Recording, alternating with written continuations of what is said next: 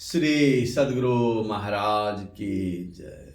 बंदो गुरुपद कंज कृपा सिंधु नर रूप हरि, महामोहतम पुंज जासु वचन रवि कर निकर। मेरा मुझ में कुछ नहीं, जो कुछ है सब तोर, तेरा तुझको सौंप के क्या लागेगा मोर। हे गुरु, संत में ही उपदेशा अमृत का गुरु महाराज का पंच प्रवचन 37वां प्रवचन। निरापद तो कोई भी लोक नहीं, धर्मानुरागिनी प्यारी जनता, जहां कहीं कभी नहीं गए हो, राजा ज्ञा को हो कि वहां जाना पड़ेगा, किसी प्रकार की सहायता नहीं मिलेगी, उस स्थान पर जाना होगा। तब तुम्हारे मन में कैसा दुख होगा, नहीं मालूम कि कहाँ से ले जाया जाएगा, वह स्थान कैसा है, दुख सुख वहाँ के कैसे हैं, परंतु जाना अवश्य होगा। बिना गए कल्याण नहीं होगा। जिस क्षण के लिए आज्ञा हो जाएगी, उस क्षण से कुछ आगा पीछा नहीं होगा, कुछ मुरावत लिहाज नहीं होगा। चलना है, रहना नहीं, चलना विश्वाबीस, सहजो तनिक सुहाग पे, कहाँ उधावे शीस।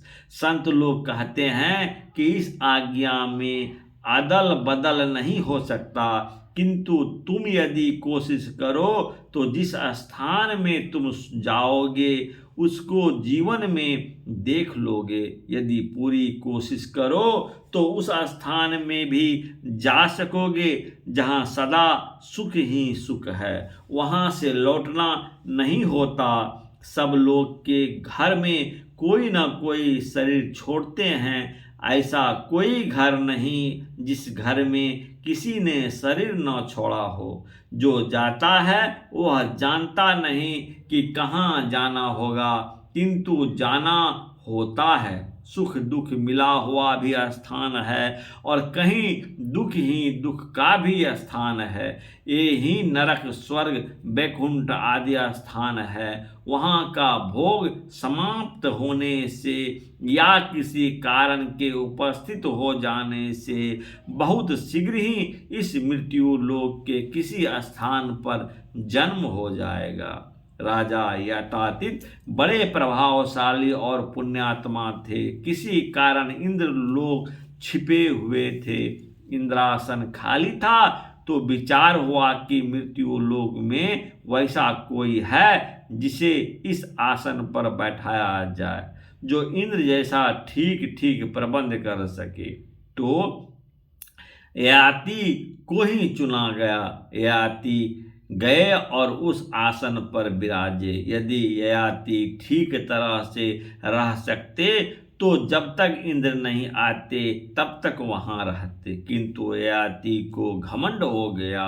वहां लोगों को वे अपमानित करते थे। सभी ने विचारा कि इनको नीचे गिराना चाहिए, इसलिए उनके सामने उनके पुण्य की चर्चा करो। वे अपने मुख से पुण्य की चर्चा करेंगे और नीचे गिर जाएंगे। ऐसा ही हुआ। घमंड में आकर अपने पुण्य का वर्णन करने लगे और वहां से नीचे गिर गए। सुरपुर ते जनु खसे हुए आती, उनके गिरते समय मुंह से बहुत लार निकली। वही कर्मनाश नदी है, कर्मनाशा नदी है। उनके कुल का कोई तपस्या कर रहा था। उसने समझा कि मेरे कुल के श्रेष्ठ आदमी नीचे गिर रहे हैं, इसलिए उसने कहा कि ठहर जाइए, तो वे वहीं ठहर गए। जय विजय ने भगवान विष्णु के पार्षद रहते हुए सनक सनंदन आदि के द्वार पर रोक दिए, जिस कारण वे क्रोधित हुए और शाप दिए। मृत्यु लोक में राक्षस होकर जन्म ले। वे बहुत डरे और विनती की तब उन सनक सनंदन आदि ऋषियों ने कहा, भगवान से प्रार्थना करना, वे तुम्हारा उद्धार करेंगे। भगवान के पास वे बहुत गिड़गिड़ाए। भगवान ने कहा, मैं तुम्हारे लिए अवतार लूंगा और अपने हथियार से उद्धार करूंगा, चाहे बड़ी अवधि ही क्यों न हो, किंतु उनके समाप्त होने पर फिर वहां जन्म लेना पड़ेगा। गोलोक में राधा जी ने श्री कृष्ण के सखा श्री दामा को शाप दिया। श्री दामा ने भी राधा जी को शाप दिया। श्री दामा जी राक्षस हो गए और राधा जी को इस पृथ्वी पर जन्म लेना पड़ा। श्री दामा जी राक्षस हुए और भगवान श्री कृष्ण ने उन्हें मारा। इस प्रकार कितने इतिहास हैं। ऊंचे से ऊंचे लोक से भी गिरना होता है। स्वर्ग आदि जो पितृलोक है, वहाँ के भोग समाप्त होने पर फिर यहाँ जन्म लेना पड़ता है। इस प्रकार कहाँ जाना होगा ठिकाना नहीं। निरापद तो कोई नहीं, लोक नहीं। संतों ने कहा, निरापद स्थान भी है जहाँ जाकर कोई आपदा नहीं रहती। संतों की आज्ञा के अनुकूल यदि तुम बरतो, आचरण करो, यानी भक्ति का करना आरंभ करो और पूरी भक्ति नहीं कर सको तो शरीर छूटने पर फिर तुम स्वर्ग आदि स्थान को पाओगे और वहां से लौटकर फिर ईश्वर का भजन करोगे और उस निरापद पद को भी प्राप्त कर लोगे। किंतु तुम उसका ख्याल नहीं करते और निडर होकर बैठे हुए हो। कब तुम्हें काल की ठोकर लगेगी और तुम चले जाओगे ठिकाना नहीं। इसलिए चेतो और ईश्वर का भजन करो। यह शरीर पानी का बुदबुदा है, कब फूट जाएगा ठिकाना नहीं। नहीं बालक नहीं यौवने, नहीं बिरघी कछु बंद, वह ओसार नहीं जानिए, जब आए पड़े जम फंद। बालकपन में मरोगे कि जवानी में मरोगे कि बूढ़े होकर मरोगे ठिकाना नहीं। यम के फंदे में कब पड़ोगे तुम नहीं जानते। भगवान श्री कृष्ण ने कहा, प्रयाण काले मनसा चलेन, भक्ता या मुक्तो योग बलेन चेव ध्रुवो मेरे प्राण वैश्यक साम्यक सौतंग परंग पुरुषपोत्यंग दिव्यम। अर्थात वह भक्ति युक्त पुरुष अंतकाल में योग बल से भ्रिकुटी के मध्य में प्रण को अच्छी तरह स्थापित करके फिर निश्चल मन से स्मरण करता हुआ उस दिव्य परम पुरुष परमात्मा को ही प्राप्त होता है।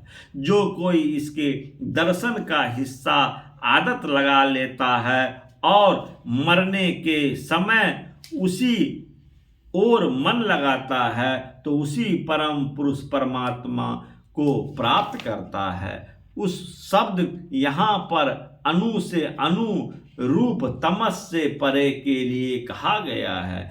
यह बिल्कुल निरापद तो नहीं, किंतु इसको जो प्राप्त करके शरीर छोड़ेगा तब जो फिर इस संसार में आएगा तो ईश्वर संस्कार से प्रेरित होकर फिर भजन करेगा और निरापद स्थान को प्राप्त कर लेगा। इसलिए संसार में पनडुब्बी चिड़िया की तरह रहो। जैसे जल मही कमलु निरामलु, मुरगाई नेसाने सुरती सबादी, भव सागरु तरिये नानक नामु बखाने।